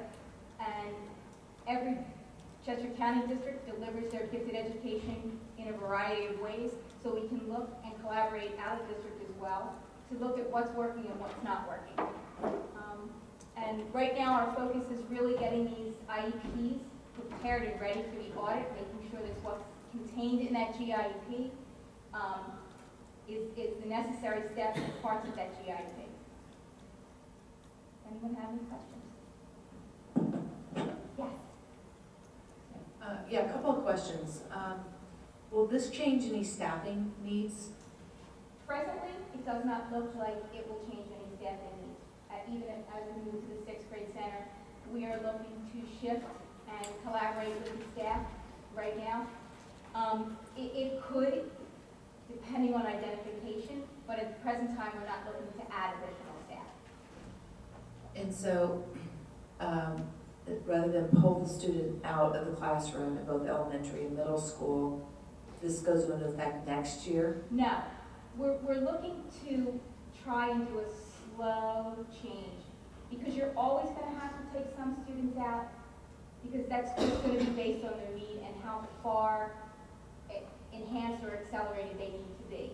So it really does get determined at your GIEP meeting through collaboration with your regular ed staff, with your principals, and all of those things. So we're not looking to make any major changes. Gifted education will look very similar next year as it does this year, as we begin to take a look at what we can do and how we can target. We really need to help these teachers target an academic strength so that we're really, the GIP goal should target a specific strength, a reading strength or a math strength. So that's really where we need to focus. And from that present ed level, it really will help drive what's necessary.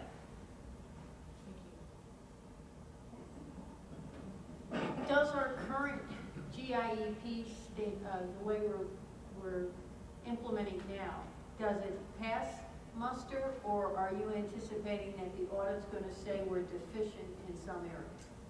The audit is probably going to focus on the present ed level within the GIEP.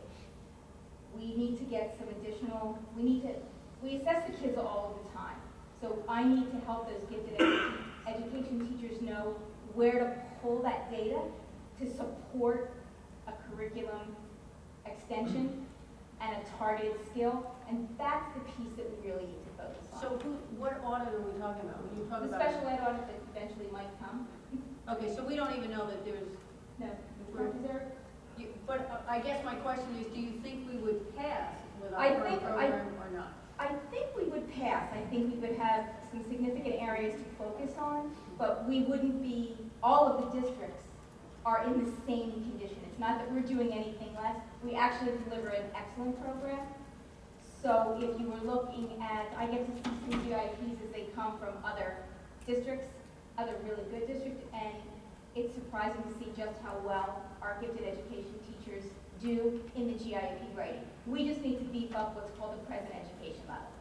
And I guess you're looking at the writing, which you have to be concerned about it. I'm looking more at the students, and I see pros and cons. I'm not going to go into here positive and negatives. I know that in general, it's seen as a very popular program the way it is.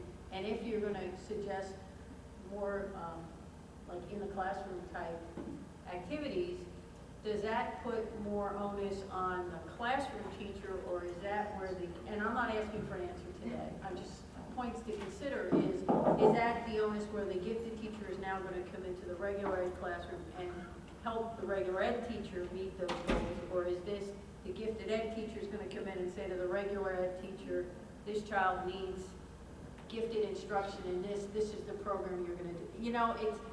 It's very different. It could be looked at very different ways, which would require different professional development and a change in thinking, not just of our staff, but also of our parents. So as you go forward next year, again, I know this is the first run through and you're pointing out some of the issues.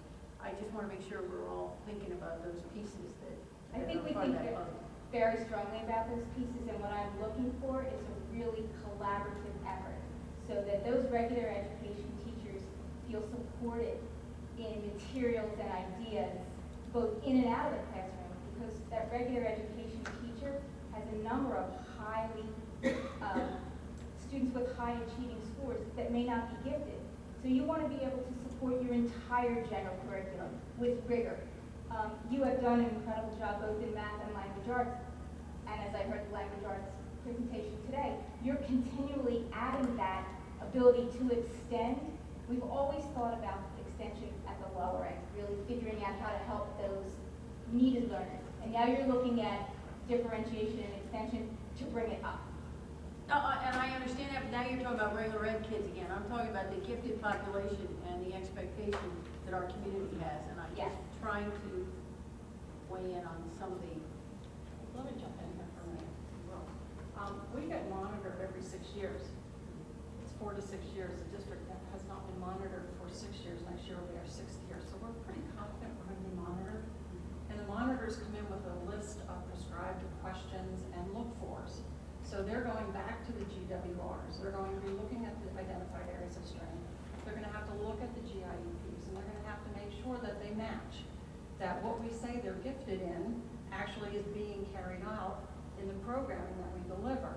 So some of the hesitation has been, we work on creative thinking, novel thinking skills, and those skills. That can be delivered through academic advancement, enrichment, and those are the areas we're going to have to focus on. So it will be, and we recognize the fact that it will be a shift for parents. So we're going to have a an opportunity to meet with parents. Actually, Regina meets with parents quite often. This is not news to them.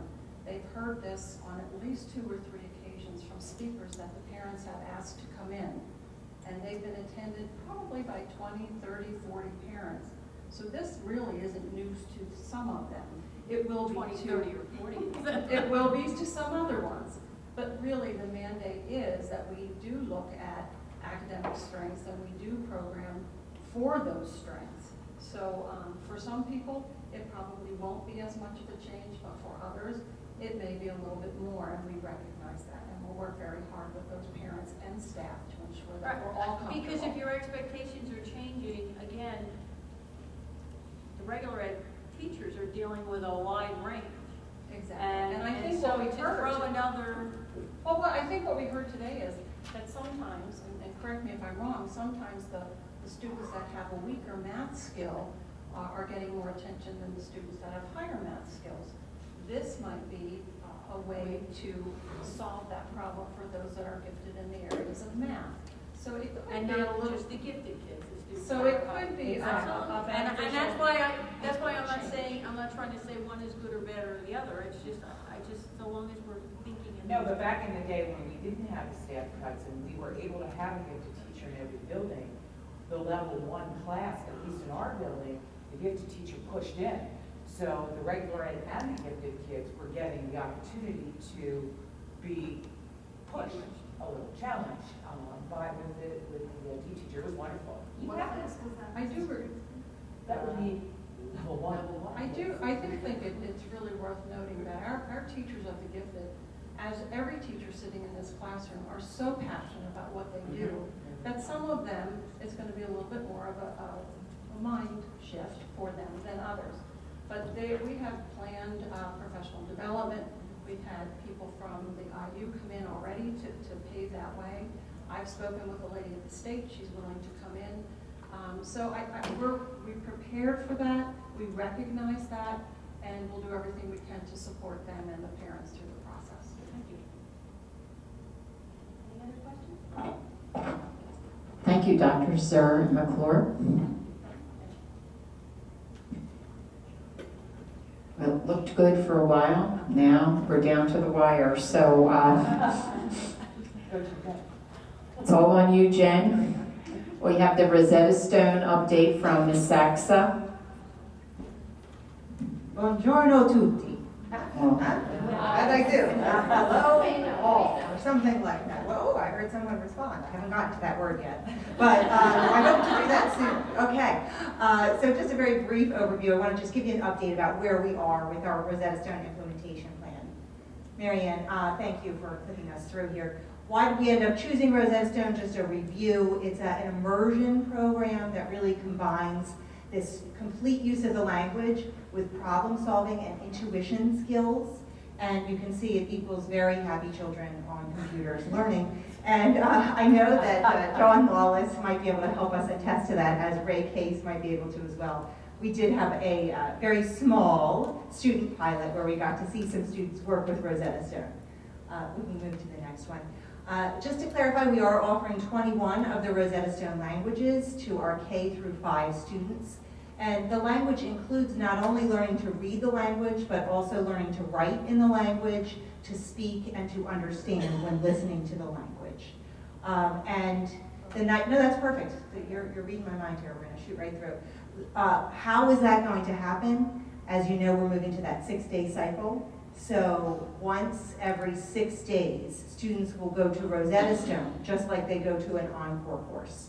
This will be proctored by an Encore teacher. We're using the word proctor intentionally because they can't teach it. They're not teachers of this world language, but they are proctoring the student use of it, and they'll support students with that.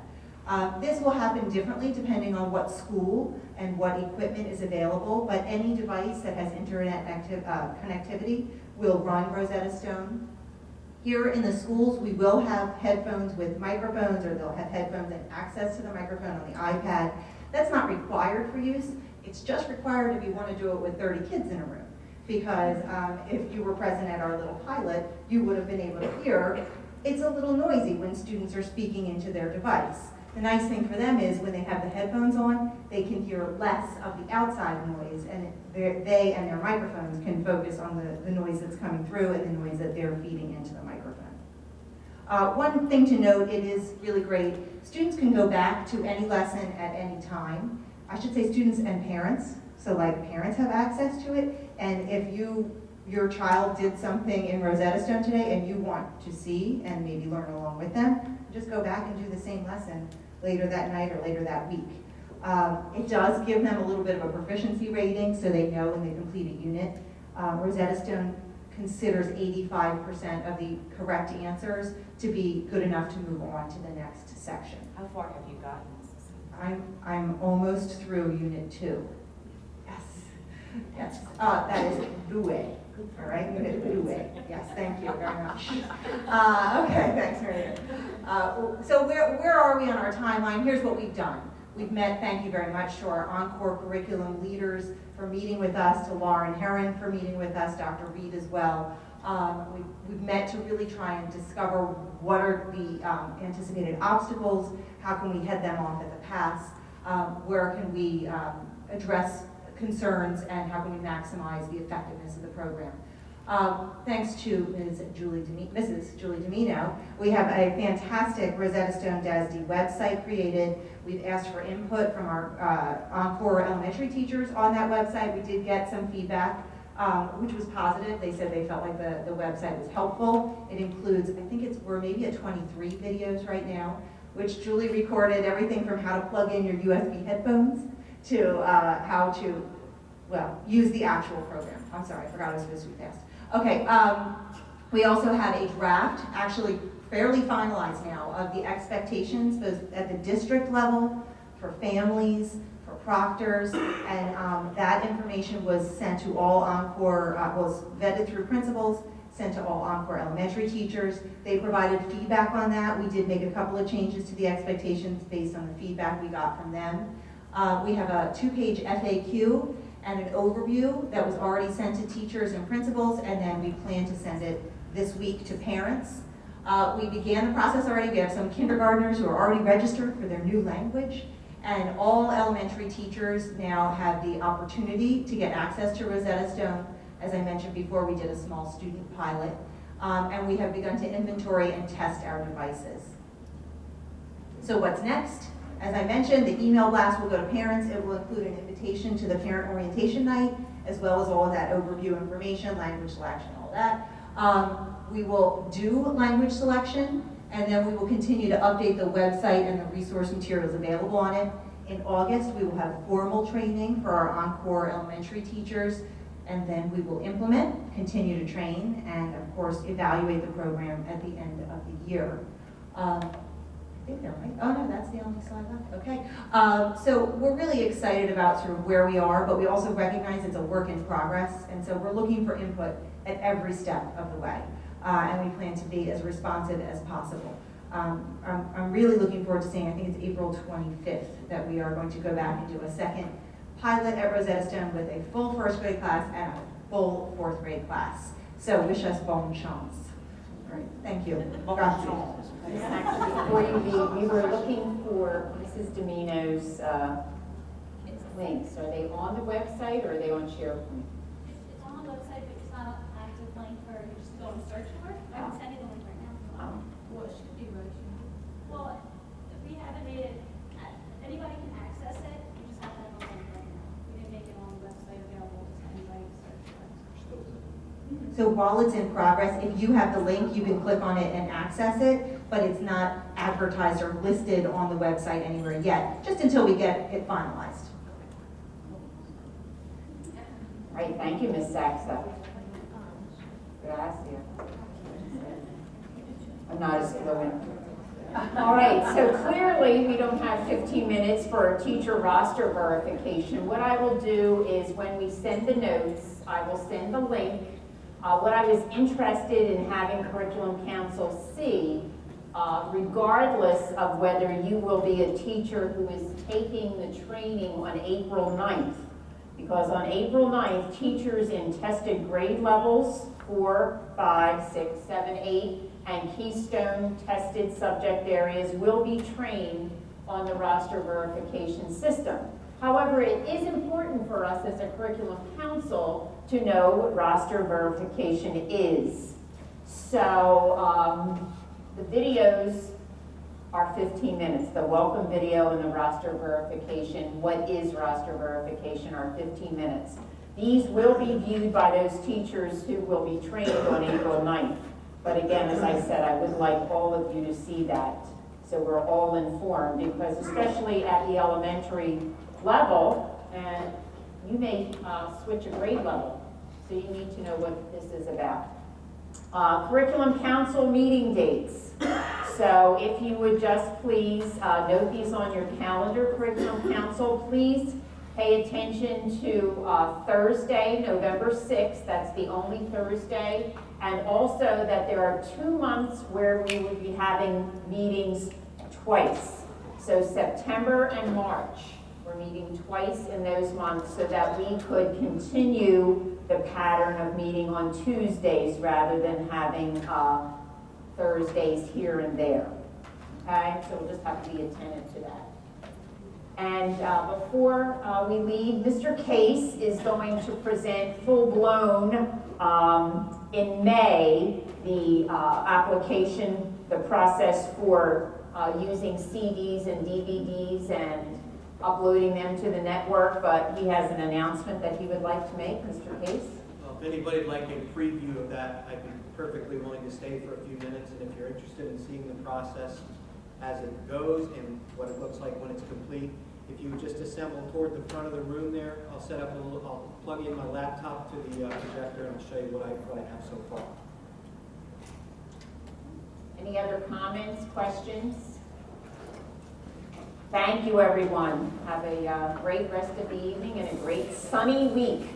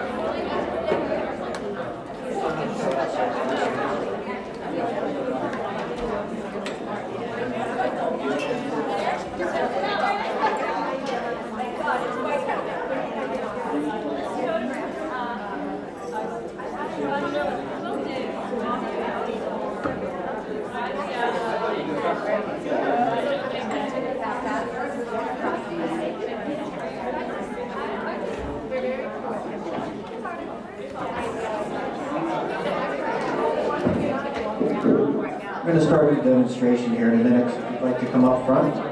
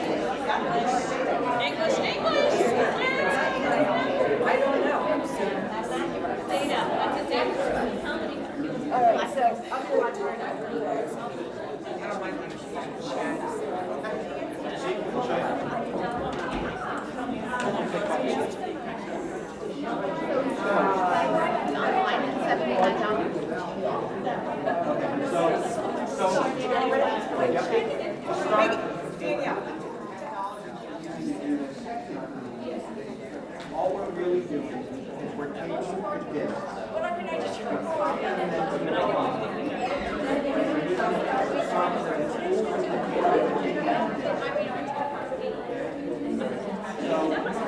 This software is called Virtual Formula. It's free. We install it on every machine. So what that allows people to do is, take this disc and put it in portable software, right there, read it, that's not what I ordered about 50 of these. Yeah, we'll have 7. Yeah, we'll have, put it on the computer,